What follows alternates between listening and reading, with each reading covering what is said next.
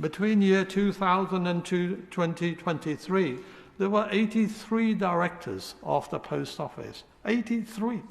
Not one of them, despite full inside knowledge, went on public record to say that something was wrong. They were complicit. They lied. They committed fraud. 83 of them, my lords. The Post Office also had several non-executive directors who are supposed to challenge what the executive board does. None ever spoke up, despite being heads of the audit committee, and they had a risk management committee too. There's been a conspiracy of silence, a conspiracy basically of injustice and fraud, and they all need to be held to account. Earlier on, noble lords asked questions about what on earth happened to the money that was extracted from sub-postmasters under fraudulent pretenses. Well, let me draw the attention, and this may interest a number of people here.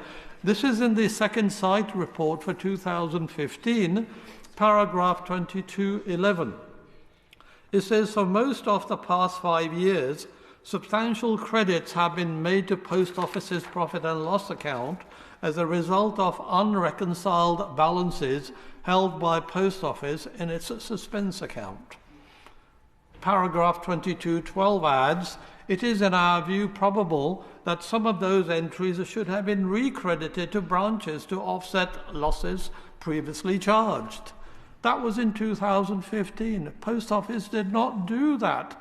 Directors who were on performance-related pay were very keen to boost the bottom line.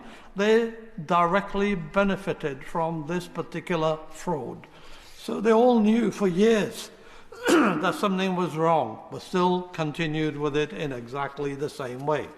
There are also violations of the Companies Act requirements by directors of Post Office. For example, Section 386 of the Companies Act 2006 requires directors to keep, and I quote, adequate accounting records, unquote.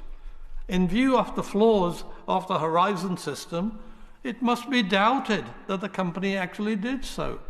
And the failure to keep adequate accounting records is a criminal offence. So what exactly has the government been waiting for? Why has it not really charged them for it? Is it because we haven't actually got an enforcer of company law in this country? There is no central enforcer. We are almost unique in the Western world in that respect. Section 172 of the Companies Act 2006 requires directors to act in good faith, promote the success of the company for the benefit of its members as a whole, and in doing so requires them to have regard for the interests of employees, suppliers, customers, community, and have high standards of business conduct. Anyone looking at the 300 pages of High Court judgment would conclude that the directors totally failed to actually do that. Unfortunately, we haven't got an enforcer of company law. So again, the onus is on the government now really to act. So hopefully the Minister will be able to tell us what action has been taken, will be taken, and I have no confidence in the Insolvency Service being able to do anything. We'll be waiting another 10 years.